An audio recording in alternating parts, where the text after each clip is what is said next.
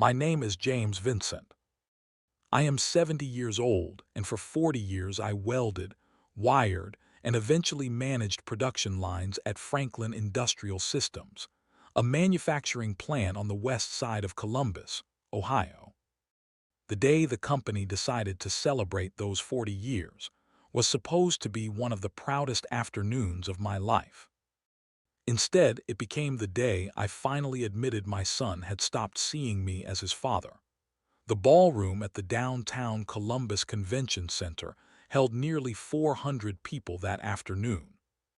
Rounts draped in white linen stretched from the stage to the back wall. Cameras from the local news affiliate stood on tripods near the exits, their operators adjusting lenses, while executives in tailored suits shook hands and laughed under chandeliers that threw soft gold light across the room. The master of ceremonies, a sharp young woman named Teresa Vance from corporate communications, stepped up to the podium and tapped the microphone twice. Ladies and gentlemen, today we honor a man whose integrity has shaped this company for 4 decades. The screen behind her lit up with photographs pulled from 4 decades of my life. There I was in 1986, 26 years old, grinning under an oversized hard hat that didn't fit right. There I was at company picnics with coworkers who had long since passed away or retired to Florida. There I was standing quietly in the back of 100 other people's celebrations, applauding retirements, promotions, and anniversaries that were never mine. Today, for the first time, it was supposed to be my turn. Applause rippled through the ballroom. I smiled, nodded, and tried to look like a man enjoying his moment. But my eyes kept drifting to the front row to a single reserved chair with a small white card resting on the seat. Ryan Vincent, it read, my only son. The chair stayed empty. The camera operator near the stage noticed where I kept looking. He tilted his lens toward the empty seat, and the giant screen above the stage showed it to the entire room. 400 people followed my gaze at once. Nobody had to say anything. Everyone understood exactly what they were looking at. Teresa lowered the microphone and crossed the stage toward me, her heels clicking against the polished floor. She leaned close enough that only I could hear her. Mr. Vincent, would you like us to wait a few more minutes? I shook my head. Number, would you like someone else to sit beside you? I scanned the ballroom. Near the back, half hidden behind a pillar, stood a young man in a navy suit that had clearly been pressed with more care than money. His hands were folded in front of him like he wasn't sure he was allowed to be there at all. I recognized him instantly. Daniel. I looked straight at him. His eyes went wide like he hadn't expected me to notice him, let alone call his name in front of hundreds of strangers. I raised my voice so the whole room could hear. Would you come sit with me? Daniel looked almost frightened. He pointed at his own chest. Me? I nodded. Your father would have been sitting there if he were still alive. The ballroom went completely silent. Daniel walked down that long aisle like every step cost him something, his shoes echoing against the marble. When he reached the front row, he lowered himself into the chair that had my son's name still sitting on it, and I reached over and patted his shoulder. I kept my voice low. Thanks for coming. His voice barely made it out. I wouldn't have missed this. 5 minutes later, the CEO, Richard Thompson, returned to the podium with a folder tucked under his arm. He looked at me, then at Daniel, and smiled in a way that told me something was about to happen that I hadn't been warned about. Richard leaned toward the microphone. There is one final surprise. I frowned. Nobody had told me about a surprise. Richard continued. Years ago, James Vincent quietly turned down several executive bonuses. Instead, he asked the company to create a legacy fund honoring loyalty, sacrifice, and service to others. Murmurs spread through the crowd like wind through wheat. Today, Richard said, that fund officially begins. And the first recipient was personally selected by James himself. Daniel looked at me, confusion written across his face. I hadn't told him anything either, because until that moment, I hadn't been entirely sure the company would actually go through with what I'd asked for years earlier. Richard smiled at Daniel. Daniel Brooks will receive an $800,000 legacy gift. The ballroom exploded. People stood. Some cheered, some cried, and a few simply stared in disbelief. Daniel froze in his chair like the words hadn't reached him yet. I think there's been a mistake," he stammered. Richard laughed softly into the microphone. "There hasn't." Daniel covered his face with both hands. I reached over and squeezed his shoulder the way I used to squeeze his father's shoulder decades ago on job sites neither of us could have afforded to dream past. "You earned this," I told him. 3 hours later, I sat alone in my pickup truck outside my small ranch house on the edge of town. The porch light flickering the way it had for the last 2 years since I kept forgetting to replace the bulb. My phone buzzed against the passenger seat. Then it buzzed again and again. When I finally looked, the screen showed 47 missed calls. Most were from Ryan. The rest were from his wife Wendy. A scattering of unknown numbers, a few distant relatives I hadn't spoken to in years, and unbelievably 2 reporters. I stared at the screen for a long time. Then I turned it face down on the seat beside me, because the story everyone had just watched unfold on live television had actually begun 6 years earlier in a kitchen that smelled like coffee and grief. On a night nobody was filming until 6 years ago, I never imagined my family would drift apart the way it did. My late wife, Linda, and I had built a simple life together. Nothing glamorous, nothing anyone would envy from a distance, just honest work. Cookouts in the backyard, camping trips every summer, pizza on Friday nights, and church on Sunday mornings. Ryan grew up in a modest brick house, believing we weren't wealthy. The truth was simpler than that. Linda and I had always believed money should buy security, not attention. Linda passed away after a brief and difficult illness. Ryan was 31 at the time, already married, already building a life of his own. Her death changed something inside both of us.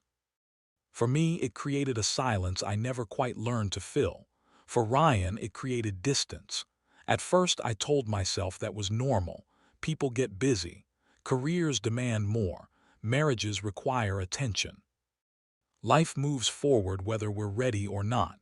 I understood that. I truly did. I never expected weekly visits or holiday dinners every month. I only hoped we'd still be father and son in the ways that mattered. Instead, our conversations slowly became appointments. "Dad, can I call you later?" "Dad, we're busy this weekend." "Dad, maybe next month." Months became seasons. Seasons became years. Whenever Ryan did visit, his wife Wendy always seemed eager to leave. She wasn't openly rude about it.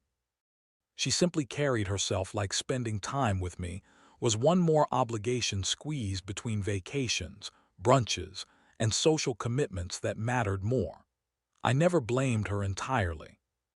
Marriage changes priorities, but somewhere along the way, my son had stopped making decisions for himself. If Wendy wanted something, that became Ryan's opinion too. I noticed it in the small things. He stopped fishing with me, stopped coming over to watch football on Sundays, stopped calling to ask my advice about anything at all. Even birthdays became text messages with a cake emoji attached. Still, I never complained. Parents don't keep score. At least good parents try not to. There was a stretch about 2 years after Linda passed when I genuinely believed things might turn around. Ryan had taken a new position at an insurance firm downtown, and for a few months he called me nearly every week to talk through decisions he was making the way he used to when he was younger and still trusted my opinion on things that mattered. I remember sitting on my back porch one evening, phone pressed to my ear, listening to him describe a promotion he was chasing, feeling something in my chest loosened for the first time in months. I let myself believe the distance had only been grief working itself out of both of us in different ways. Then Wendy's career took off. She moved into a director role at a marketing firm, and their social calendar filled up with the kind of events that photographed well and left very little room for anything that didn't. I don't say that to blame her for all of it. I've turned it over in my mind more times than I can count. And the honest truth is that Ryan let it happen. He could have carved out a Sunday afternoon. He could have picked up the phone on a random Tuesday evening, just to talk about nothing in particular. He chose not to again and again in small enough increments that neither of us ever had to name what was happening out loud. I kept myself busy at the plant. 40 years is a long time to spend somewhere.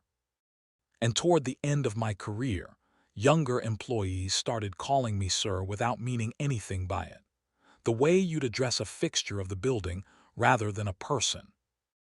I trained 3 generations of line supervisors. I sat on the safety committee for over a decade. I mentored more young engineers than I could name off the top of my head. And more than a few of them still send me a Christmas card every December, longer than my own son manages some years. There's a particular kind of loneliness in being valued everywhere except at your own kitchen table, and I carried that quietly for longer than I probably should have. Then about 3 months before my retirement ceremony, the company announced something I hadn't expected. The board wanted to celebrate employees who had given 40 consecutive years of service. Only 2 people in the company's history qualified. One had already retired quietly overseas. That left me. The communications department wanted interviews, old photographs, and full television coverage because Franklin Industrial Systems had grown into one of Ohio's largest manufacturing employers. And this was going to be a public celebration, not a quiet retirement dinner. Honestly, I would have been perfectly content with a handshake and a sheet cake in the break room, but Richard insisted. You've spent 40 years taking care of this company, he told me over the phone. Now, let us take care of you. A week later, I drove out to Ryan's house to deliver the invitation myself. He answered the door in golf clothes, and behind him, Wendy was loading suitcases into their SUV. You heading somewhere? Weekend in Tennessee, Ryan said. I handed him the invitation. He opened it and his eyebrows rose. They're televising this. That's pretty cool, Dad. He looked over his shoulder at Wendy, then back at me. I'd really like to be there. Of course I'll be there. He pulled me into a hug. I wouldn't miss it. I believed him, every word. Because no matter how old your child becomes, part of you always believes the promises they make. I had no idea that only 24 hours before the ceremony, my phone would ring. Ryan's name would light up the screen. And one short conversation would change the shape of everything I thought I understood about my family. Ryan's name sat on my screen for several seconds before I finally answered. Somewhere underneath the hope, I already knew something was wrong. Or maybe I should say something had finally become impossible to ignore. Hey, Dad. His voice sounded cheerful, too cheerful the way people sound when they've rehearsed what they're about to say. Everything okay? Yeah. Listen, Wendy found this incredible last-minute deal. A resort out in Scottsdale, 5 stars. We leave tomorrow morning, the morning of my ceremony. I leaned against the kitchen counter and looked out the window at the maple tree Linda, and I had planted 25 years earlier, its branches swaying gently in the evening breeze. In the background, I heard Wendy's voice, muffled but unmistakable. Babe, tell him they'll understand. Ryan lowered his voice like that would soften it. Dad, we've both been working so hard. Wendy really needs this vacation. I smiled, though nobody could see it. I understand. Really? I do. We'll celebrate next week. I'll take you out somewhere nice. That sounds fine. I let the words sit there flat and small. You aren't upset? No, really. I'm 70 years old, Ryan, I added mostly to myself. I guess you've learned not to sweat the small stuff. He laughed, relieved. If only he'd known what I already understood. sitting alone in that kitchen with the porch light flickering outside. This wasn't small. It never had been. It was simply the moment the truth finally stopped hiding. If a story like this one has ever made you think of your own family, of a parent who gave everything quietly and asked for nothing in return, I want you to do something for me right now. Drop a comment below and tell me who came to mind. And if you haven't already, subscribe to Sweet Family Revenge. I hung up the phone that night and stood in my kitchen for a long time without moving. The house felt bigger than it had in years. The kind of silence that settles into the corners of a home once the people who used to fill it have gone their separate ways. I thought about calling someone. There wasn't really anyone left to call. My brother had passed years earlier. Most of my old coworkers had scattered across the state chasing grandchildren in warmer winters. And then I thought of Michael. Michael Brooks had been my closest friend since we were both 23 years old. Working the same production line at Franklin Industrial Systems back when the plant still had a single water fountain and a foreman who yelled more than he needed to. Michael and I raised our families 2 streets apart. Our sons, Ryan and Daniel, grew up trading baseball cards on the same front porch. When Michael's wife left when Daniel was only 6, Michael raised that boy alone, and I helped where I could, the way you help a brother. Michael died 15 years ago in a workplace accident that the company took full responsibility for and quietly, without ever making it public, set aside a portion of my own bonus checks over the following years to help cover Daniel's tuition. I never told Daniel where that money came from. Michael would have done the same for Ryan without blinking. And some debts you don't repay so people can thank you. You repay them so the ledger stays honest in your own chest. I thought about Daniel that night, now 32 years old, teaching robotics and shop class at a public high school on the east side of the city, driving a car with over 180,000 M on it. Every year on the anniversary of Michael's death, he still stopped by my house on his way home from the cemetery just to sit on the porch for a few minutes and let me know he'd gone. Not because I asked him to, because that was who he was. I remembered the summer Daniel turned 16, not long after Michael died, when the boy showed up at my garage uninvited, asking if I had any odd jobs he could help with on weekends. I didn't need the help. I gave him work anyway, sweeping floors that were already clean, organizing toolboxes that didn't need organizing, because I understood even then that a boy who just lost his father needs somewhere to put his hands and his attention. That isn't grief. He never once asked me for money. He asked me questions about engines, about wiring, about how things worked. The same restless curiosity his father used to have on the production line back, when we were both too young to know how hard the years ahead would be. I watched him grow into exactly the kind of man Michael would have raised, patient with people, generous with credit, allergic to attention. When I first proposed the legacy fund to the board years earlier, I hadn't attached Daniel's name to it. I only asked that whatever it became, it should go towards someone who had given more than they'd received, and never once asked for recognition. Richard had pressed me at the time to name a department or program up front, something easy to market. I told him I already knew exactly the kind of person it needed to find, and that when the time came, I would know. The next morning, I called Teresa in communications and asked if it would be possible to reserve one additional seat near the front row just in case. She didn't ask why. She simply said it would be done. What I didn't know at the time was that Teresa had also passed my selection along to the legal and finance departments, the way company policy required for anything involving a payout of that size. Someone from HR had called Daniel a few days before the ceremony, telling him only that the company wanted to verify some information for a community recognition honor tied to a former employee, and asking him to sign a short release form and confirm his banking details for tax purposes. Daniel told me later he'd assumed it was something small, maybe a plaque or a certificate for a former student scholarship essay, and hadn't thought much of it since. Nobody at the company told him the amount. Nobody told him it was connected to me.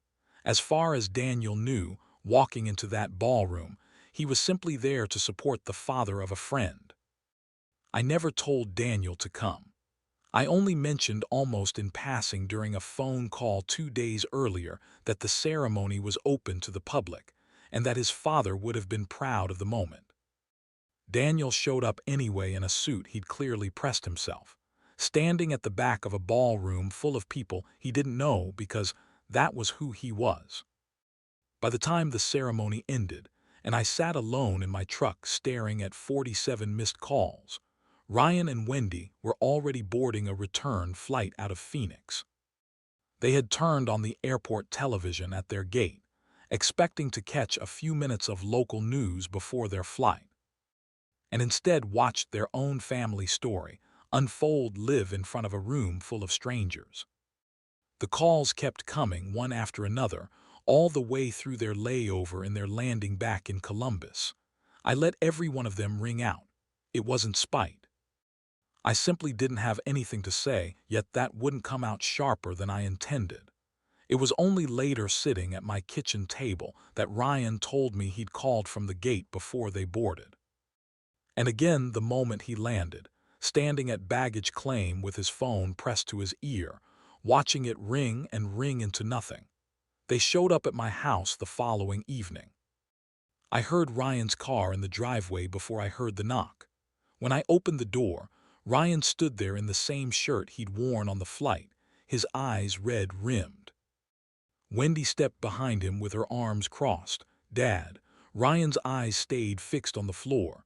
"Can we talk?" I stepped aside and let them in. Ryan sat at the kitchen table, the same table where Linda used to grade the church bulletin every Sunday afternoon. Wendy remained standing near the doorway like she hadn't decided whether she was staying. "I saw the video," Ryan said. "Everyone's seen the video. It's everywhere. I didn't do it for attention." "I know that." He rubbed both hands over his face. "That's what makes it worse." Silence sat between us for a moment. "You gave him $800,000, Ryan said. And there was something underneath his voice I hadn't expected. Not quite anger. Something closer to shame trying to disguise itself as confusion. "That money could have what?" I pressed gone to you. He didn't answer. "That fund was never about you or Daniel." I told him it was about a promise I made your mother before she died. That if this company ever recognized what I gave it, I'd use whatever came from it to lift someone up who actually needed it. You've never needed it, Ryan. You have a good job, a good house, a wife who wants for nothing. Daniel has been driving the same car for a decade so his students could have new equipment. Wendy finally spoke from the doorway, her voice tight. "So now everyone gets to act like Ryan is some terrible son." Nobody answered her. Wendy grabbed her purse off the counter. "I'm not sitting here listening to this guilt trip." Ryan looked up at her. "You should go." She blinked. "What?" "You heard me." His voice was quiet but steady in a way I hadn't heard from him in years. "I need to stay for him, for me." She stared at him for several long seconds, waiting for him to take it back. He didn't. She turned and walked out the front door, and the slam echoed through the house long after the sound itself had stopped. Ryan didn't follow her. Instead, he slowly turned back toward me. And for the first time in years, he wasn't looking at me the way you look at an obligation. He was looking at me the way a son looks at his father. Ryan rubbed the back of his neck the way he'd done since he was a boy. "Get caught somewhere he shouldn't be. Wendy thinks you're punishing us, making a point. Is that what you think?" "I don't know what to think anymore." His voice cracked slightly. "I keep replaying it. Standing at that airport gate watching you on the screen, watching Daniel's face when they said the number, and all I could think was that should have been me sitting there, not the money." just sitting there next to you. You were invited, I know. Nobody made you choose Scottsdale. I know that too. He looked up at me, and for a second I saw the boy who used to wait on the porch steps for me to come home from double shifts. Can I ask you something? Go ahead. Did you plan it? Inviting Daniel. Did you know this would happen? I shook my head slowly. I didn't know about the money until Richard said it out loud. Same as you. I invited Daniel because his chair was empty, too, in a different way. His father should have been alive to see me get that award. Yours should have been alive to see his own father stand next to me. Neither one of you got that. I just decided one empty seat didn't have to stay empty. Ryan was quiet for a long moment. That's a better answer than if you'd planned it. Why is that? Because it means you weren't trying to teach me a lesson. You were just being who you've always been. He exhaled hard, and I still missed it. A knock came at the door 20 minutes later. It was Daniel carrying 2 paper bags that smelled like fresh bread and something simmering underneath it. He hesitated when he saw Ryan sitting at the table. I can come back, Daniel said. No, I told him, stay. Daniel set the bags on the counter, homemade soup. A loaf of bread from the bakery, a few blocks from his apartment, and an apple pie that looked almost exactly like the ones Linda used to bake every October. Daniel shrugged. I figured today was too important for takeout. Ryan watched him unpack the food in silence, something shifting behind his eyes. You've been taking care of my dad, Ryan said finally. It wasn't an accusation. It sounded almost like gratitude that hadn't found its shape yet. Daniel looked embarrassed. He took care of me first. For the first few minutes at that table, nobody said much of anything. Sometimes people imagine that reconciliation happens because someone delivers the perfect speech. Life rarely works that way. More often, healing begins over something as ordinary as sharing a meal with the people you almost lost. Ryan finally broke the silence, staring down at the wooden table. I honestly don't remember the last time we had dinner together, just the two of us. It was Thanksgiving. He frowned. No, that was 3 years ago, I know. His face fell. I thought it had only been a year. Time moves faster than we realize. The words sat over the table longer than anything else spoken that night. If you've ever had a moment where you realized more time had passed than you were willing to admit, I want you to sit with that for a second. And if this story is speaking to something in your own life right now, comment the word home below and subscribe now. The week after Wendy left, Ryan called me every morning. Not to ask for anything, not to explain himself, simply to ask, "How are you today, Dad?" At first, I wondered whether it was guilt talking. Guilt usually gets tired eventually. Consistency doesn't. Monday became Wednesday. Wednesday became Friday. The calls kept coming. One afternoon, he showed up carrying 2 fishing rods, both a little dusty, the reels stiff from disuse. He held one out toward me. Found these in my garage. I recognized it immediately. It had been mine. A gift from Linda nearly 30 years earlier. I thought maybe if you're free Saturday. I've been free for years, I told him. His eyes watered. That Saturday, we drove out to Alum Creek, the same stretch of water where Id taught him to cast a line when he was 8 years old. The old wooden dock still leaned slightly to one side. The paint faded down to bare gray wood in places, though the benches had been replaced sometime in the last decade. Everything else felt exactly the way I remembered it. Ryan cast his line into the still water. I forgot how quiet it is out here. That's why I like it. He watched the ripples spread across the surface. I used to think success meant the biggest house, the nicest vacations, the newest car. He let out a short laugh, more at himself than anything else. I spent so much time chasing things that I forgot to make time for people. I didn't interrupt. He needed to hear himself say it out loud. He looked over at me. My whole life you showed up, and somewhere along the way I stopped showing up for you. Yes, I'm ashamed of that. I know you aren't making this easy. I smiled at him gently. Forgiveness isn't the hard part, Ryan. Trust is. How do I earn that back? The same way you lost it, one Sunday at a time. He nodded and accepted that without arguing. And something about the way he accepted it without defending himself, without explaining it away, told me he was actually changing. Can I ask you something else? He said, reeling his line in slowly. You can ask, were you angry? All those years when I kept canceling, kept putting you off. I thought about it honestly before I answered. Angry isn't quite the word. Angry burns hot and then it's gone. This was quieter than that. More like waiting in a room for somebody who kept saying they were 5 minutes away. He winced. That's worse than angry. Maybe, but you're here now. I am. Then that's the part that matters. Meanwhile, Daniel's life had transformed almost overnight. Local news stations kept following the story of what the company now called the Legacy Gratitude Fund. Parents wrote him letters thanking him for believing in their kids when nobody else had.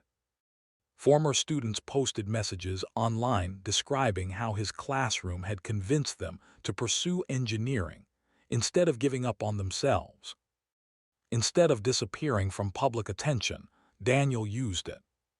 He announced that nearly half of the gift would go toward establishing scholarship for students interested in robotics and skilled trades. The kind of programs that rarely get funded because they don't photograph as well as football stadiums. I wouldn't be standing here, he told a reporter during one interview, if someone hadn't believed in me long before I believed in myself. He never mentioned my name unless someone asked directly. That was typical of him. He always redirected the praise towards someone else. A month later, he invited Ryan and me to visit his classroom. Teenagers crowded around half-built robots, humming computer towers and workbenches scattered with tools. One girl, maybe 16 years old, walked up to me shyly, twisting a wrench in her hands. Mr. Brooks says you're the reason we got the new equipment. I laughed and pointed across the room toward Daniel. No, he's the reason. She smiled. He says you taught him generosity. Daniel overheard that from across the room. He looked at me over the heads of a dozen students, and neither of us said anything. We didn't have to. Michael would have understood exactly what passed between us in that silence. Ryan started coming to the house every Sunday after that. Sometimes we watched football. Sometimes we worked in the yard. Sometimes we simply sat on the back porch and drank coffee until the sun went down.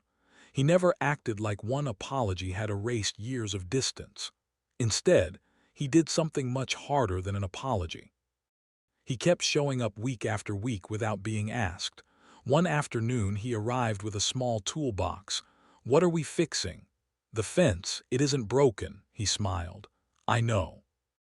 I just wanted an excuse to spend the day with you. I laughed harder than I had in months.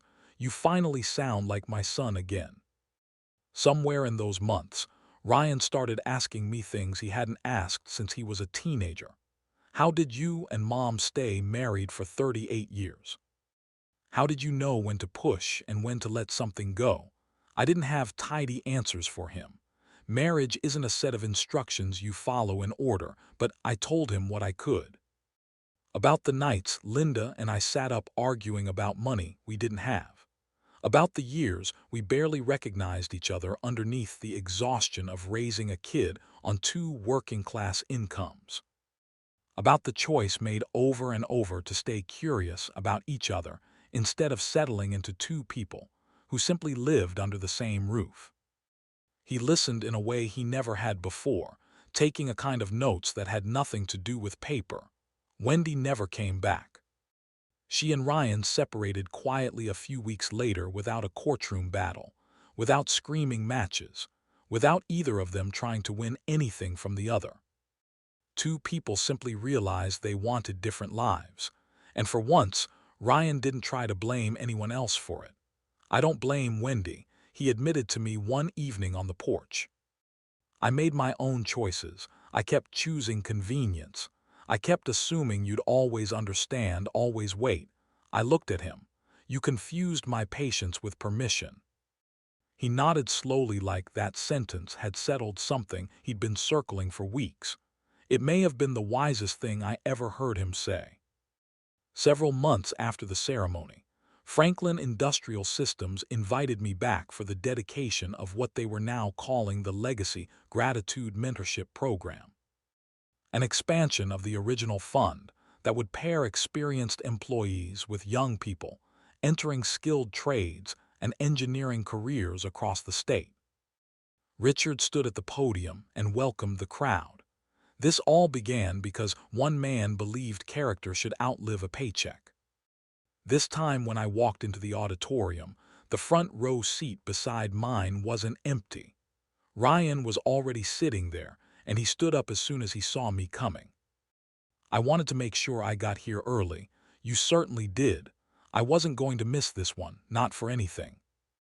Daniel sat down on my other side a moment later, dressed in the same navy suit he'd worn to the first ceremony, the one that still fit a little loose in the shoulders. I looked at the two young men beside me, one connected to me by blood, the other connected by a promise made between two friends decades earlier on a factory floor that no longer exists. And I realized something in that moment I hadn't fully understood before. Family isn't weakened by gratitude, it's strengthened by it. I thought about Linda a great deal that day, sitting between the two of them. She would have liked Daniel enormously, the way she liked anyone who showed up quietly and did the work without needing to be asked twice. I think she would have told me I waited too long to let Ryan see how much his absence had cost me, and she probably would have been right. But I've also learned at 70 years old that most of us don't get to choose the shape our regrets take. We only get to choose what we do once we notice them. The ceremony itself wasn't nearly as emotional as the first one had been. There were no surprise gifts, no television cameras waiting to capture an empty chair, no shocking announcements over a microphone. Just dozens of young apprentices, meeting mentors who genuinely cared whether they succeeded. And honestly, that mattered more than any headline ever could have. As we walked toward the parking lot afterward, Ryan stopped beside my truck, his hand resting on the tailgate the way it used to when he was a teenager, waiting for me to finish a job before we drove home together. "Dad, yes, thank you for what? For loving me. Even when I made it hard, I placed a hand on his shoulder. Being your father was never the hard part, Ryan. The hard part was waiting for you to find your way home." He wrapped his arms around me, the kind of hug that lasts long enough to say everything words never quite manage to say on their own. For the first time in years, I felt my family becoming whole again, not because money had changed anyone. Money never a single relationship on its own. Choices repaired it. Time repaired it. Humility repaired it. And love, the quiet, stubborn kind that refuses to disappear, no matter how long it's ignored, had finally been met with gratitude on both sides. If this story reminded you of someone who has sacrificed quietly for your family, don't wait for a special occasion to tell them what they mean to you. Time is the one gift none of us ever get to earn back. And if this journey touched your heart the way it touched mine to tell it, I'd be honored if you shared it with someone who needs the reminder today. Subscribe to Sweet Family Revenge for more stories about family, second chances, and the quiet strength it takes to choose love over pride.